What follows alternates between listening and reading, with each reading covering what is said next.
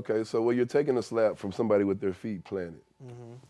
Football, you're running. You got two guys running full speed at each other. Yeah. There's a lot of more momentum. It's a harder hit. Of course, you got pads on. You got a helmet on, but that still translates into people still get concussions all the time in football.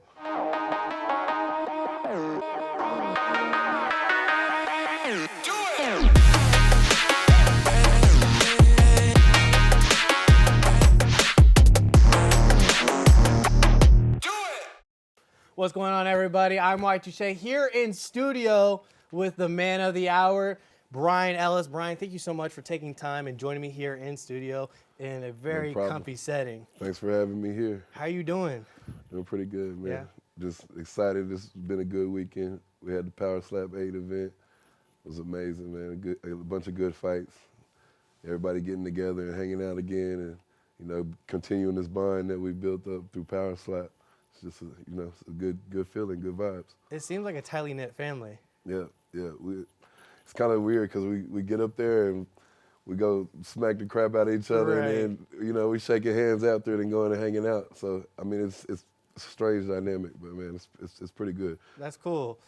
Speaking of that, we're here in Las Vegas. You just mentioned Power Slap 8. It was at Fontainebleau. You've done different locations, Durango, Apex. What is it like being in that atmosphere? Well, so this was actually my first time going and getting to watch an event. Being the celeb that you are. Being in the stands and watching instead of being on stage and actually fighting. And it was crazy. I mean, there's so many people there, all kinds of people. I was surprised how many kids are actually into this. I took so many pictures with kids. But I love it, man. My kids love it too. So just being there and getting to see that atmosphere and seeing how into it the crowd is and just even walking through the crowd and just shaking people's hands, taking pictures like this, it's amazing. And just to put a smile on their face because they get to meet me. I'm just a regular guy like everybody else, though. Yeah, that's awesome. Well, speaking of that, when you're in that moment, being in Power Slap, what surprised you most about joining this organization and being a striker? Well, first of all, I didn't really think they were going to pick me when I applied. So I guess that was the first big surprise. Interesting. When I actually got the call back and then got invited to come out here and be on season 2 of the show, that was a big surprise. And then actually getting up there and making it and getting used to it. It's like, it looks so brutal. And that's another thing. At this first event, sitting in the crowd watching it, I was talking to some of the other guys that were watching. We're looking like, damn, this is what we do. It's like, it looks crazy. Right. I promise, when you're up there staring in that ring, you don't see any of the outside. Just block off everything.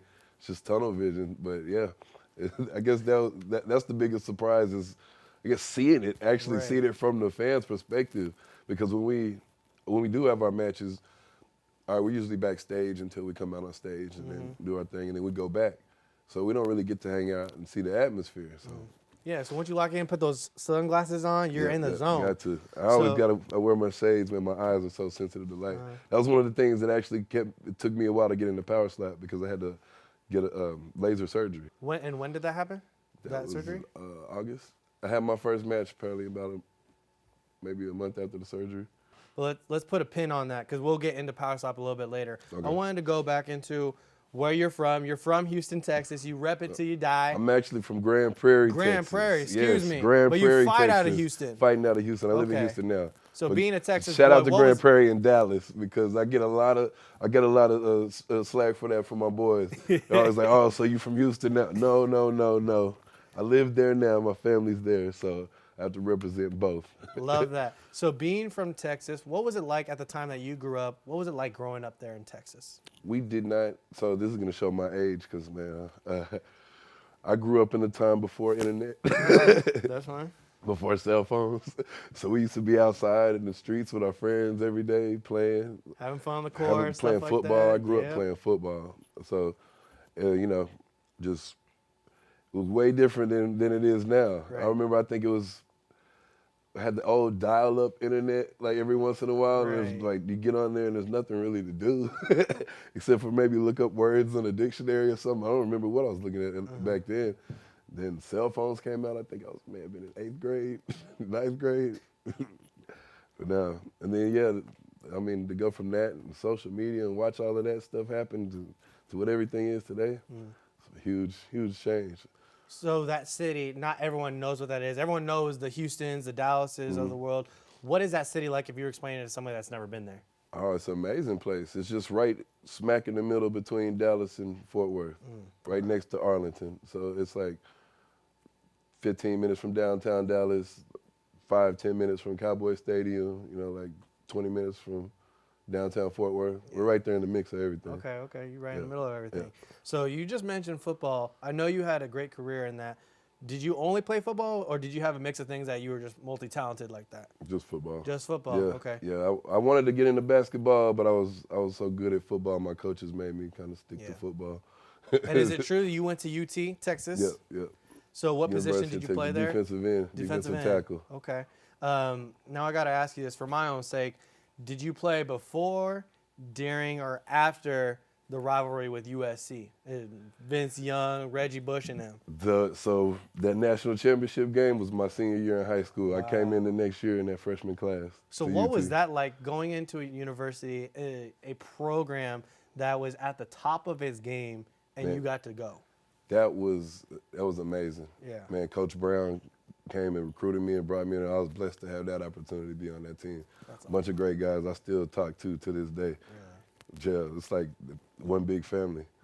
Man, it was an amazing time, and especially being in Austin at that time. Popping. Man, yeah. Popping. It was popping. It was amazing. That's awesome. That's what I was saying. So with that being said, though, like, what memory do you hold very near and dear to your heart when you think of Austin, Texas?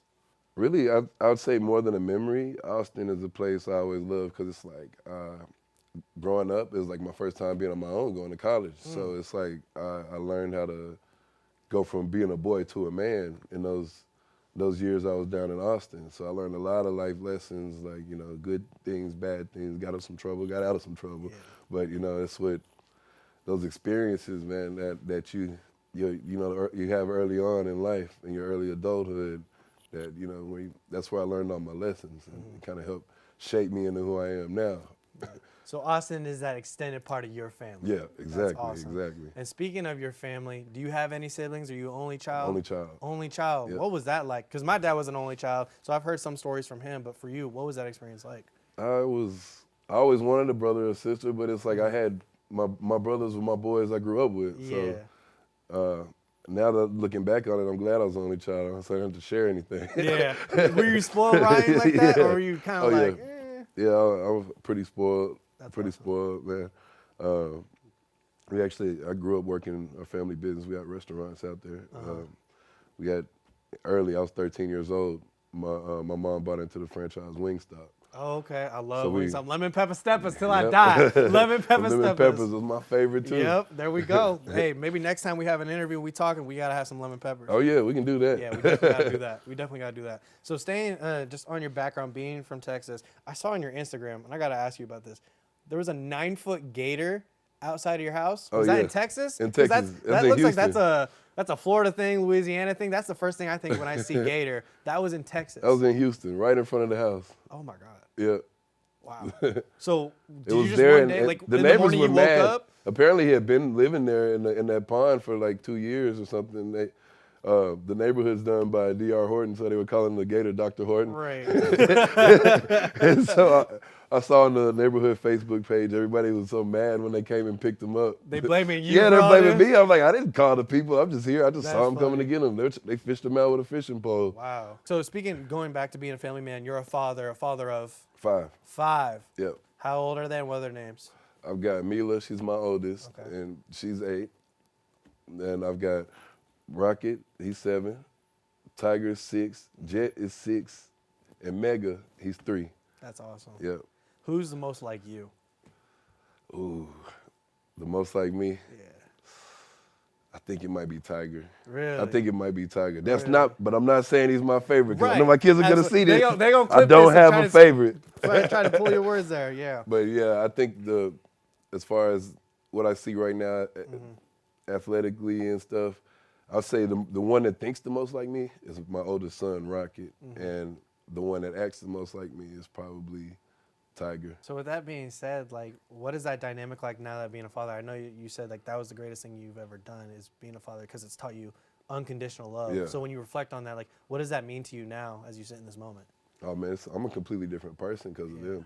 Like, yeah, I used to do wild stuff in my college days that I won't talk about. All college students have. I hear you. I hear you. But having them is like made me, now I think before I do things. Like I have to think everything out. Life is a big game of chess. So now that having those kids to make sure I have to, protect family first, provide opportunities for them and also friends. So, it's just helped me grow. Online on Power Slap, they have a nice little like bio for everybody, every single striker. For you, they have occupation/past occupation. And I got to ask you about this. You mentioned earlier about the restaurant owner and audio engineer. Oh yeah. How did that come about? Because that is on the most opposite side of the spectrum. I've always loved music. Okay. I was in band and orchestra back in middle school, and that's what really solidified my love for music. And then I played football, but I always still, was really, really deep into music. So when I left school, I played arena football for a little while. I moved back to Austin. It was just, man, I helped to connect some dots with a few things. One of my good friends, Sasha Stone, shout out to him, started Score More. And eventually that, ended up getting bought by Live Nation. He's the dude that does the festivals, the Jambalaya Festival, Astro World, Dreamville for J. Cole. So being in there and helping from the beginning times, back at South by Southwest and just helping sell tickets for concerts and stuff and being around everybody for so long, it's just, I eventually went to media tech and learned how to do the production part of it on the computer, so the audio engineering aspect. And then ever since then, it's been a hobby since then. But it's gotten kind of serious. I've gotten pretty good at it. So I record people. I do mix and mastering. I make instrumental tracks. Now I'm trying to get into EDM.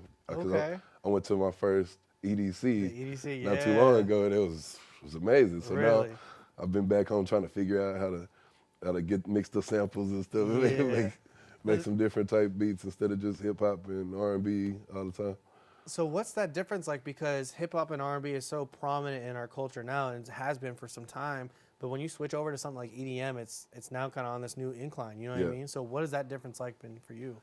The hip hop I listen to, I can't play in front of my kids. Yeah. So EDM, the majority, 90% of the songs are more uplifting. More, it's a happier vibe to the music. So it's just trying to keep things in good spirits. Walk us through. Did you have connects to Dana or anyone over there at Power Slap, or what was that moment like when you did get that call? I was completely surprised. I hadn't spoken to anybody, had no connects to Dana or Power Slap. I just submitted an application just like everybody else. And I think it was about 4 or 5 months after I applied, I actually got the call. I think it was a text message I got first. I can't really remember if it was a call or a text, but I just remember that I had to think about it for a day or two. I was like, this can't be real.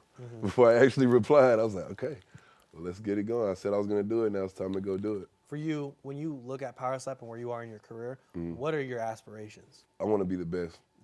That's number one. I'm not here just for fun, but then also just the networking that it's been able to do and open doors for me. And I'd say more of networking, connecting the dots for me.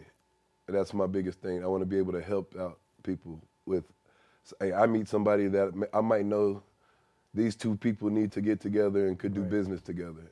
And this person would never get to meet that person. I might not be able to do it myself, but if I can make that connect for a friend or a family member and help them with something in their life, that would be what else other than the championship belt that I would like from Power Slap. That's worthwhile. Yeah. That's awesome.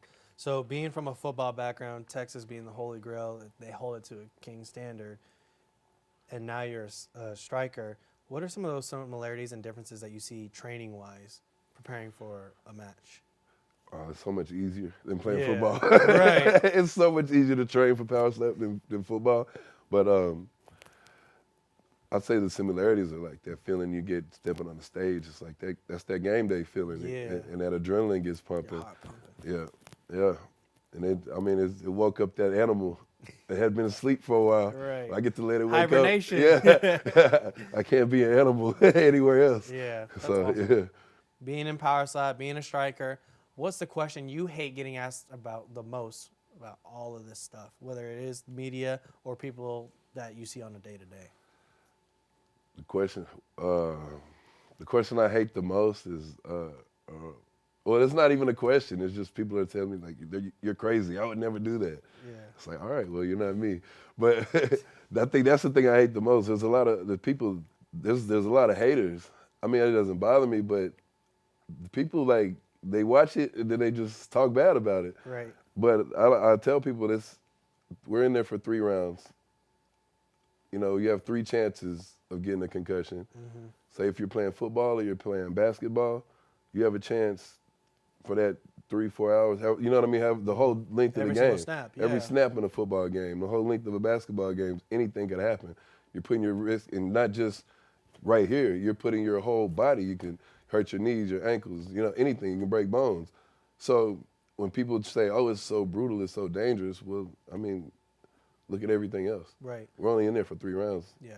So what would you say, and you did allude to it just there, just a little bit, but what would you say to somebody that's like, well, they're wearing pads, they're wearing a helmet, you're still taking a beating when you're playing football, when you're getting slapped, you don't get to flinch because that is a penalty, and you don't get to like protect yourself and throw your hand up a little bit. What would you say to somebody that like would play devil's advocate with you on that? Okay, so when you're taking a slap from somebody with their feet planted, football, you're running, you got 2 guys running full speed at each other. Yeah. There's a lot of more momentum. It's a harder hit. Of course, you got pads on, you got a helmet on, but that still translates into people still get concussions all the time in football. So going back to Dana White, his impact on this organization, but also for you, providing so much opportunity and not only just making money and providing for your family, but also having that platform. What does that have meant to you?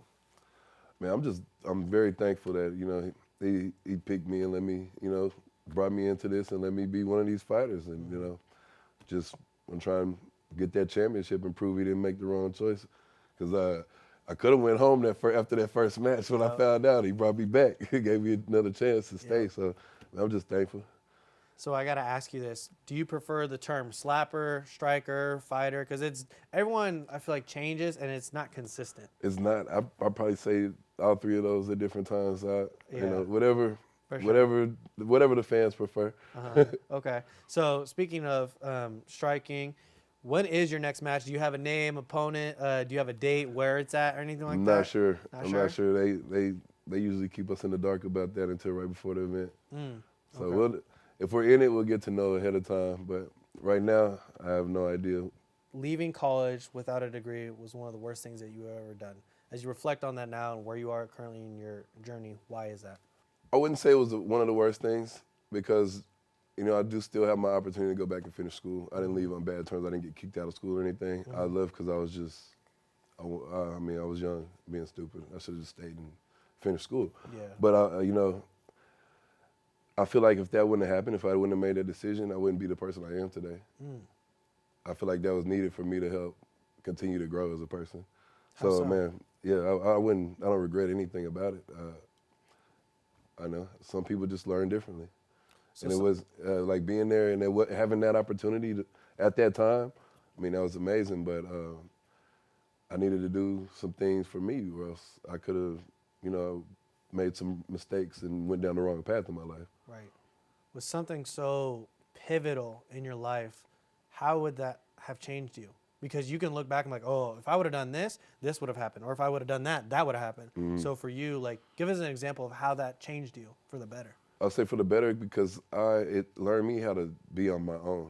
I'd always, like I said, I grew up as an only child. I worked in my family's restaurant. I get down to college, I got everybody telling me what to do all the time with the coaches and everything. When I left school and had to get out there and try to find I didn't have an agent or anything. I made teams myself.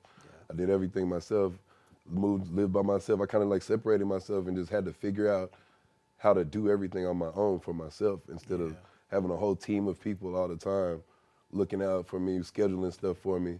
I think that was the biggest thing that I learned from that, which helped me grow. Powerful.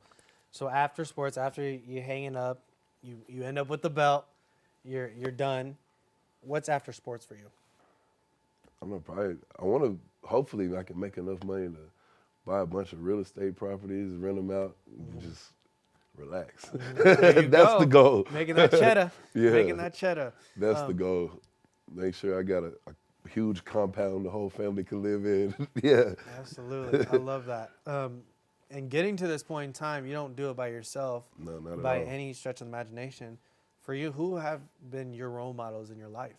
My biggest, I'd say a lot of my coaches, like growing up, were probably had the biggest influence on me.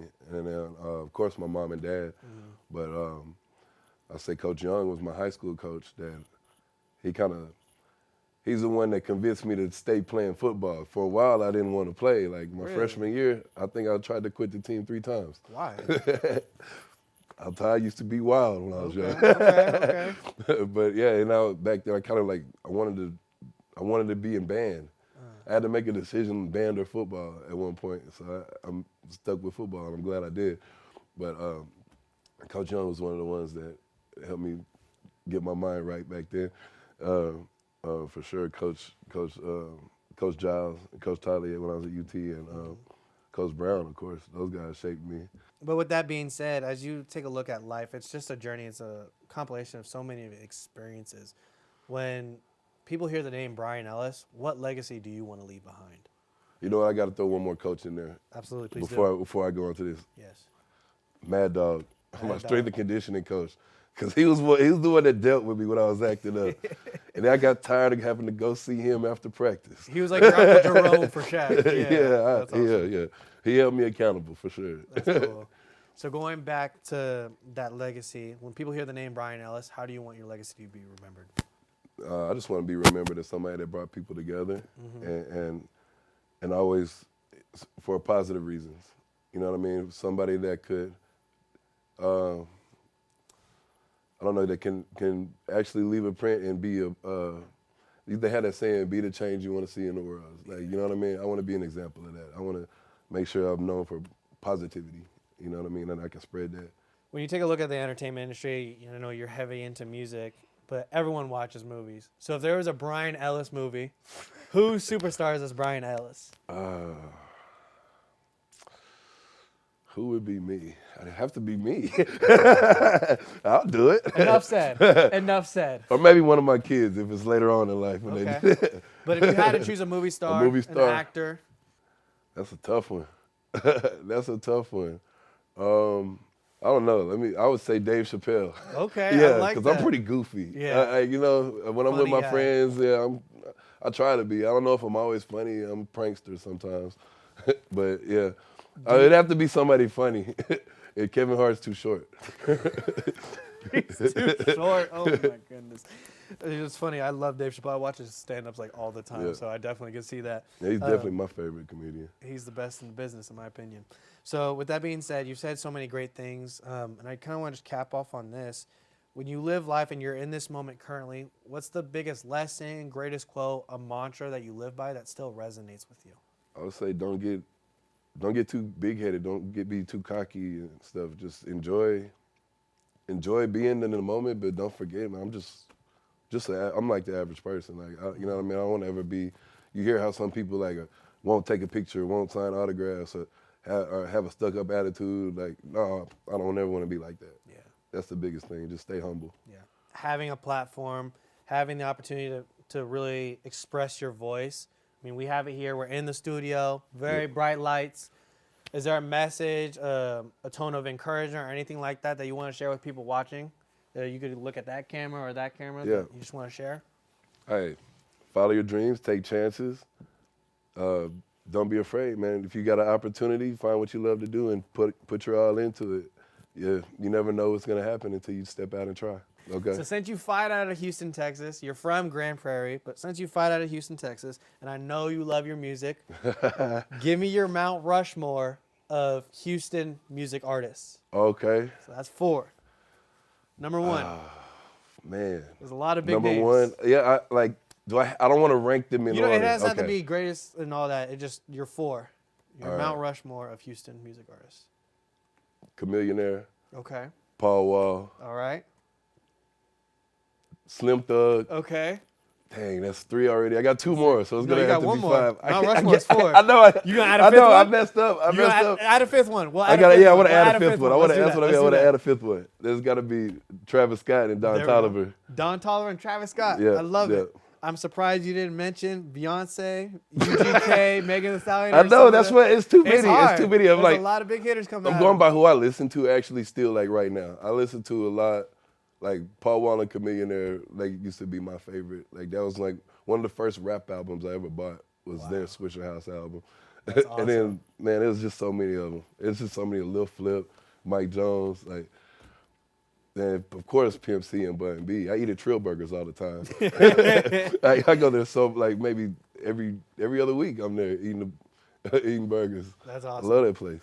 Well, but Brian, man, it's just really too many to even put in in five. I can't rank them. 100%. They're all good. There's too many. Houston, the SWAT has so many, but we got a special time with Brian Ellis, the Predator. You'll see him on Power Slap, on Rumble, live. Brian, thank you so much for your time. We really appreciate it. It was great chopping it up with you. Man, thanks for having me here. And I told Josh I'd give him a shout out. So shout out to Uncle Fungus out in Austin. Uncle Fungus, appreciate you.